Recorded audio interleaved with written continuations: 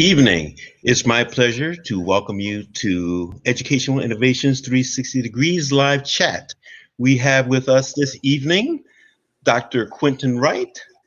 Dr. Wright is the founding president of Lone Star College, Houston North. He earned his doctorate from the University of North Texas, Denton. He is active in state, regional, and national organizations, and he participated in Gateway to College. LSC Houston North is dedicated to putting students first and serving the community by advocating for and providing opportunities that enrich lives. I'm David Johnson, and it's my pleasure to welcome Quentin here. Quentin, what's our topic for tonight?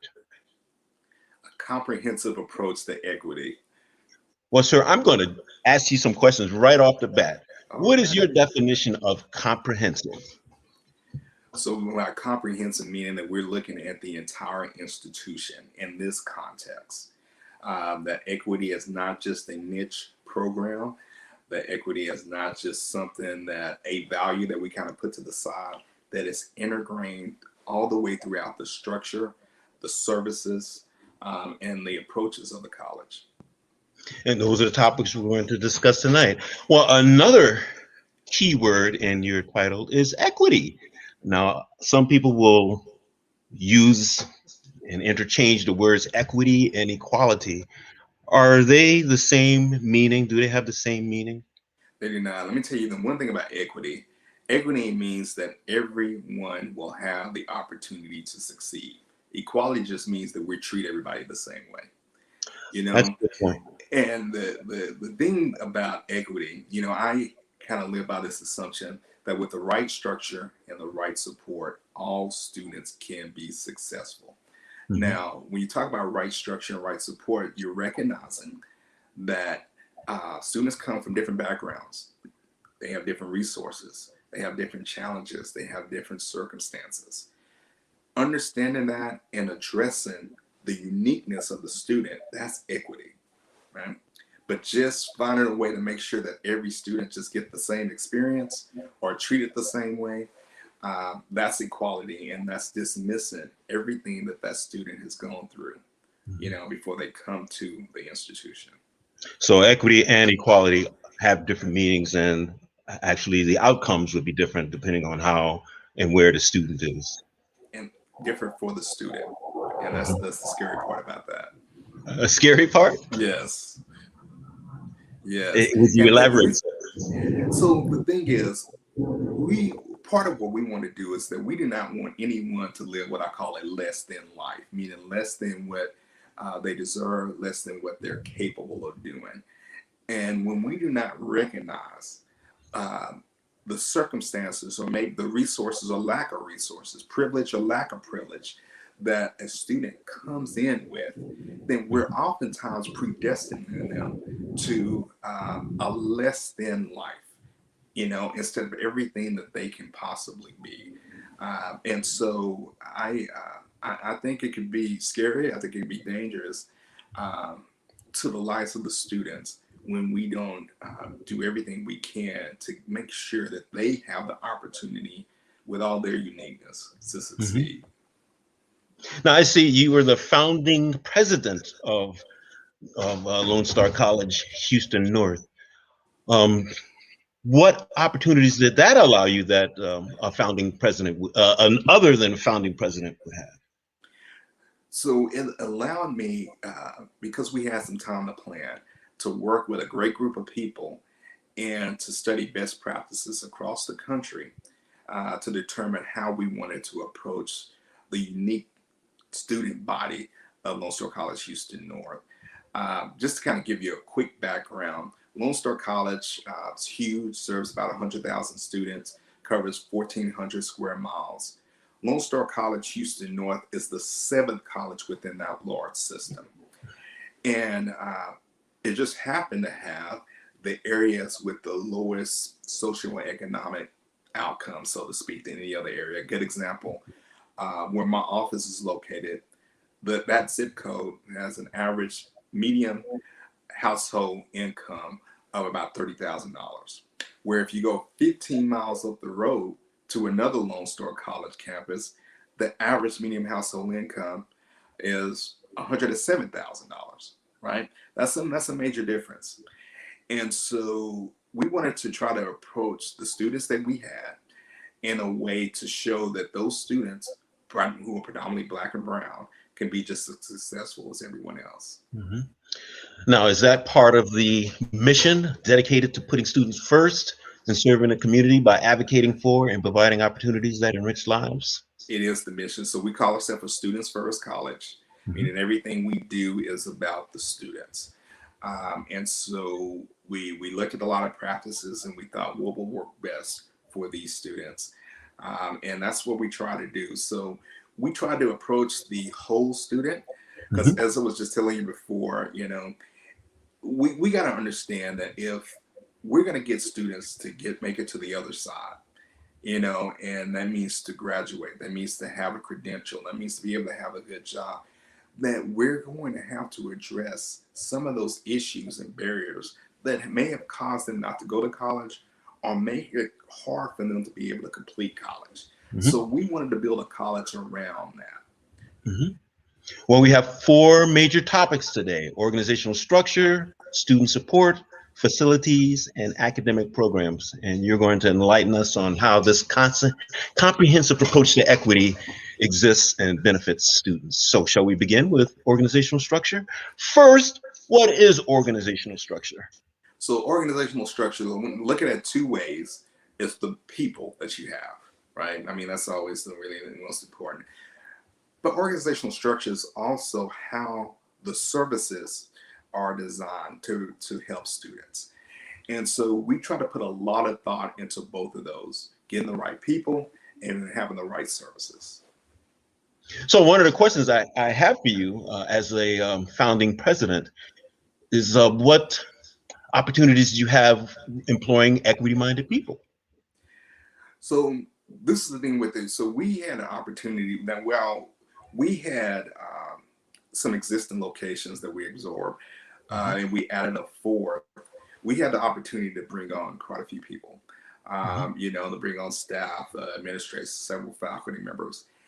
And for the approach we took, we looked for people with their heart for the community. We looked for people who were equity minded. So I got a chance to spend some time with Dr. Greg Williams. He's the president of Odessa College. Brilliant guy. Learned a lot from him. And one of the things that he taught me was asking questions about how individuals will treat and work with students. So every time I interview someone, I'll give them a scenario. I ask, okay, you have a young lady, she's pregnant, she has her child with 2 weeks left in the semester. How do you handle that situation? Right? There's no right or wrong answer. All I'm looking for are how they will approach it, their heart, you know? And so it's things of that nature that I often look for. And right now I can tell you that when I think my reputation's out there, Dr. Johnson, in the sense that now whenever people come in and interview with me, they have some strong talking points about how they work with students, you know, how dedicated they are to, you know, all students and students of color. And I'm happy to have that reputation. So they know what to expect when they go for an interview with you. And they do. And let me tell you the reason why I do that. I do that so that way they know what they're walking into and they know their expectations. And that also gives them an opportunity to say, hey, is this a right fit for me? And so, you know, so I give you a good example when you talk about the structure. Many years ago, I was working on an initiative to try to increase the completion rates of Black students. And as we looked through the data, we found that a lot of it wasn't academic. A lot of it, you know, wasn't an ability. The students were not making connections with other faculty and staff on campus. So when they needed help, they weren't seeking it out. Issues that were big to them that we had the ability to solve, we didn't know about. So we implemented a pretty extensive mentoring program where a mentor would check in with these students on a week-to-week basis, We had certain topics that they would talk to the students about each week. And it really helped quite a bit. So I'm saying that to say that moving to Houston North, all of our first time in college students are given a mentor. Our faculty members are given a one course release to mentor 20 students. And they check in with them on a week to week basis, because we show that connection helps a lot, right? That's just part of structuring the services, the teaching load of the faculty to, be equity minded. So that's structuring for student success. Very much so. Well, let's go on to the next topic then, student support. So this is one of the things, I talked about applying Maslow to student support. We just recently went through a freeze, in Texas, and it was terrible. And when students started coming back, the students had issues. They would tell us things about, pipes have burst. The students were trying to figure out, what to do with their homes to repair them. Well, this is the thing. These students, if they had to choose between fixing their house and paying for a textbook, guess what they were going to choose?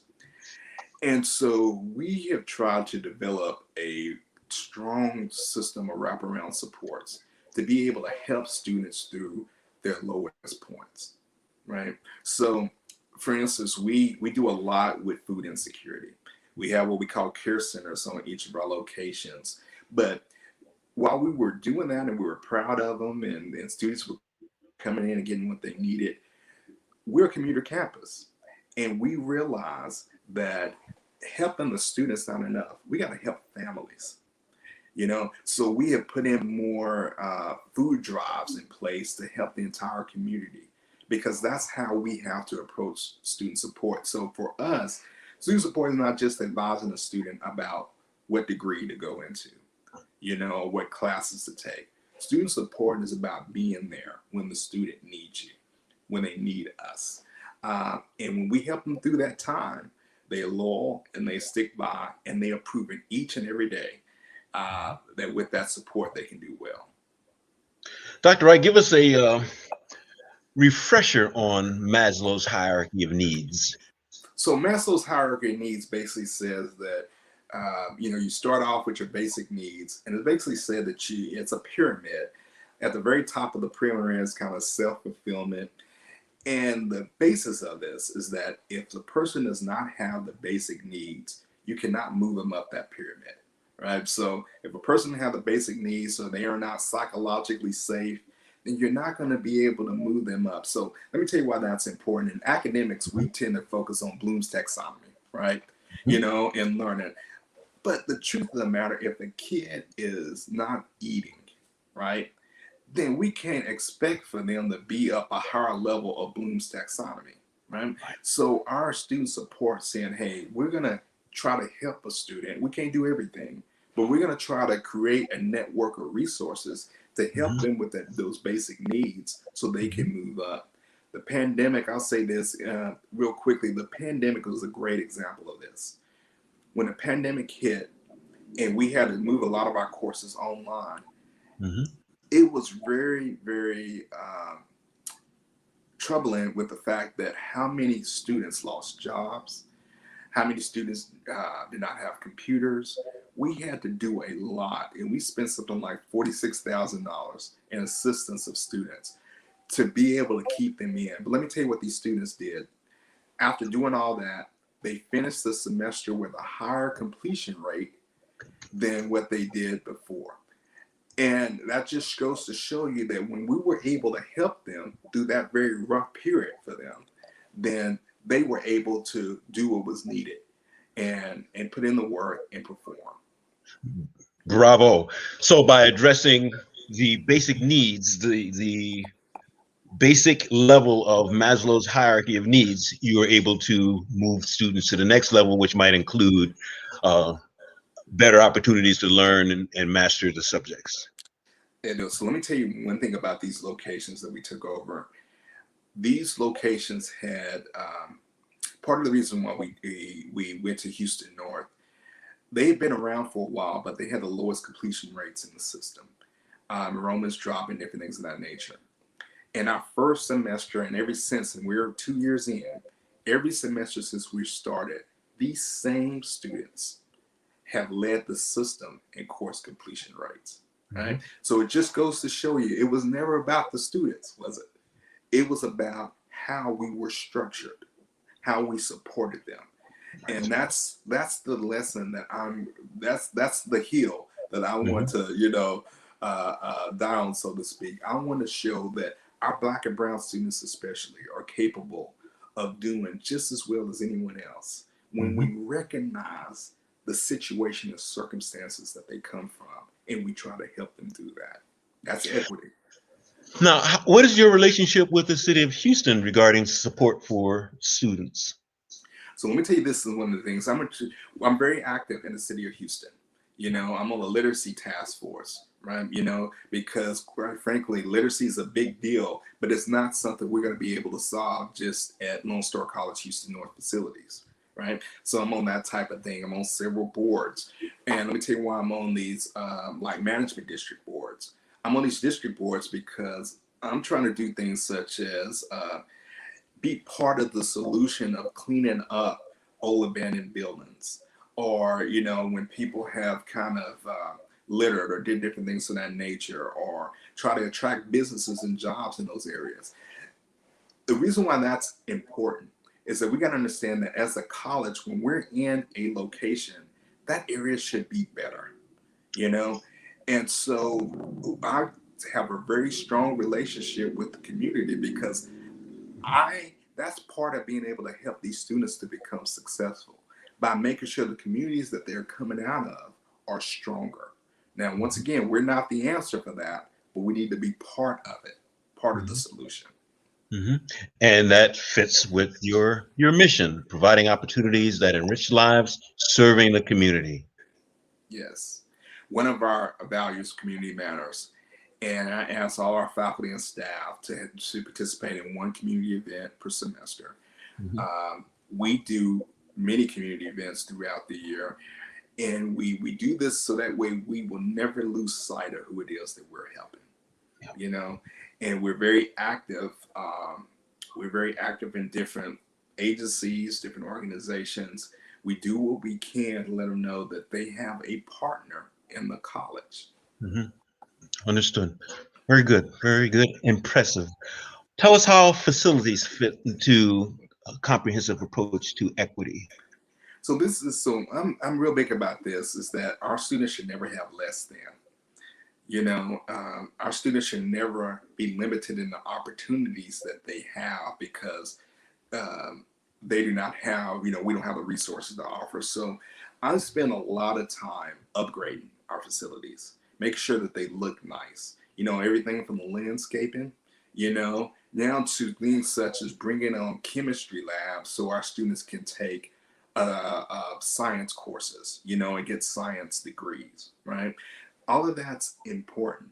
If a student walk into a place and they see that we do not care how it looks, I'm real big down to things such as even assignments on the wall. I want everything to look nice. I want everybody to feel welcome when they come in, because if students see that we don't care about the environment that they're learning in, right, then they're going to see themselves as less than. See themselves as less than that university that's down the street student, or that other community college student that's up the street. I want them to walk in feeling like they're just as good, just as capable as any other student. And so the environment that we allow them to learn in, that impacts that. Could you say more about the environment and even the types of equipment that you have to support the various programs that you offer?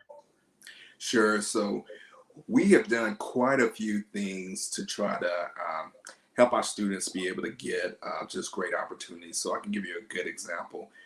We have a logistics management program. And as you know, if you have Amazon Prime, you know that's kind of a big thing right now. And so we wanted to go a step further. We did not want students just to get the theory of it. So we built a warehouse, and we brought in our all of the food that we put and use for our care centers. That's the inventory. So the students in the program run the warehouse. It's conveyor belts. We have a big command center, big screen command center. We have shelving, all that type of thing. We designed it off of based up off our visits to Amazon, and they gave us feedback about how to get everything put in place.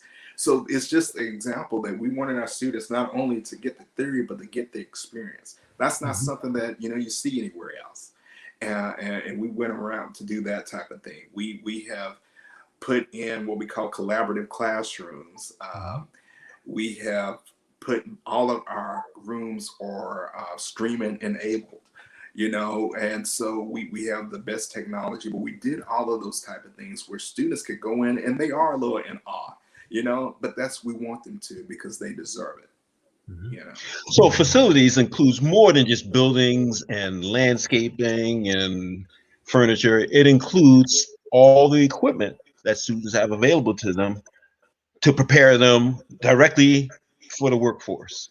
It is, because let me tell you this is one of the things, and going back to the idea of Maslow, the first level, basic needs, but then it kind of moves up to kind of psychological safety, and then it moves up to belonging, right?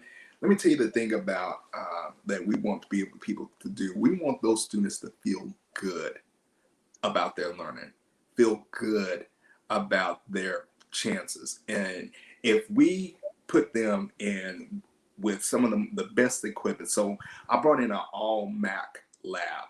We have a mobile app and design program, all Mac computers. We have carts with Android devices and iPad devices for them, top of the line. But I did that because once those students have operated on this equipment, they're going to have the confidence to go into a job and say, I know how to work that. I'm used to that. I'm not intimidated by that. I've done that before. That's part of that equity, right? It's not just simply, doing something to the students, to try to pull them along. It's also making them feel, like they're just as good as anyone else. That's a strong word, feel. Strong word, feel. Well, let's talk about academic programs. So let me tell you one thing I will tell you about the academic programs is that I am real big about, I want our students to live a good life. I said earlier about the idea of not living a less than life. And I say that to say, I think there's dignity in all fields. I think there's dignity in all jobs. But one thing I have refused to do is to say, because I have an institution full of Black and brown kids, that the only thing that they can do is go out and be welders, right? Now, I have a welding program. I push it. It's a great job to be able to do. But I want our kids to be able to go out and be scientists also. If I want our kids to go out and be teachers and business and people, different things of that nature. And so I look at our programs for their diversity. And I'm making sure that we're not inherently, and unconsciously sending students towards the path that we think that they're capable of doing, right? That's the thing. One of the biggest discrepancies that we don't talk about in higher ed is with dual credit. Dual credit. If you look at the population of students overall in higher ed and compare that to the overall population of dual credit students, you're going to see a huge discrepancy right there, right? So what's happening now, you're seeing a lot of institutions, the way they're trying to get more Black and brown kids into dual credit is by saying, hey, you know what? Why don't you go into this workforce route? Nothing wrong with that. I'm a big workforce component. I push for it all the time. However, I do not want it to be a place that's the only thing a young Black male feel like they can go into. It's not representative. Or young brown male, exactly. I want them to see the plethora of choices out there, and then they can choose whatever it is they want to. They want to be a teacher. They want to go logistic management. They want to do HVAC, whatever the case may be. I want them all to have those opportunities to chase their desires. And so I'm saying that to say that's important to me. One thing that I did when I first started working on Black student success for our entire system, I looked at the interest the students said they had when they came to the college, and then I looked at the breakdown of graduates at the end of the college. So I found that 80% of the students came in wanting to transfer to a university, but 60% of those Black student graduates were workforce, right? There was a breakdown there. I was proud of those 60% of students that graduated with workforce. There's dignity in that. But there's an issue whenever students come in saying they have one goal and we're not able to help them to get to that point. And particularly if the outcome is not equitable. You differentiate between equality and equity. So we can treat all students the same. But if the outcome is not equitable, if the student came in wanting to do something and at the end was not able to do that, then it's not representative. Now, let me tell you one quick story that I was on a panel with not too long ago. One reason why I'm so concerned about this is that we'll put people into some of these jobs with lower wages, jobs that could be easily automated, right? And so what happens, you put them in these jobs, they're automated, those jobs go away. Now you have a group of people, right? Instead of closing the gap, you're making it wider again, right? And so that's the reason why it's important to make sure that you have equity in all of your programs, you know, so that way you're not setting up one group, you know, to have a harder life in the future. So, sir, what would be the takeaway, the single takeaway you would like people to have as a result of our conversation today? That the one thing I want to say is that equity is not something that you need to talk about. It needs to be something that you do throughout the institution. Anybody who is a leader, anybody who works at an institution, they need to see equity all throughout the college, you know, for it to work well, for it to have the level of impact that's needed to close these gaps that we all know about, you know. And that's the reason why for the topic of comprehensive approach to equity. You know, it's not just a niche program that's going to help these 30 students over here, you know, and then we hold those 30 students up as the prime example, right? No, it's a program to make sure that all of those students can do well, right? And the call to action? So the call to action is this. The one thing I want to leave people with is the notion, once again, that with the right structure and the right support, every student can be successful. The call to action I have is to think about what that support and what that structure is. Think about the students that you have and think about what it is that you can do as an institution at an institutional level, widespread, not a pilot program, but to be able to help all students to be able to succeed no matter their background, their resources, their privilege, or their lack of, you know, what can you do to be able to help all students succeed? And so I just encourage you to put some thought to that and, you know, get to work. Okay. Well, thank you, Dr. Quentin Wright, president of Lone Star College, Houston North. It's a pleasure chatting with you this evening, and I wish you well. And I should also say that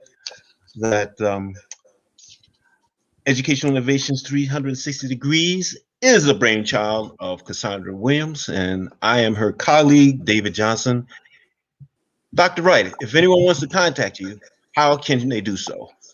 So you can contact me at, you can see my email address at the bottom, quentin.a.wright@lonestar.edu, or you can just reach out to me through social media on LinkedIn or Twitter. And I'm on LinkedIn too, and so is Cassandra Williams. It's a pleasure having you here tonight, sir, and I wish you the best. I wish you the best. Have a good evening. All right. Thank you, Dr. Johnson. Pleasure talking to you. My pleasure too.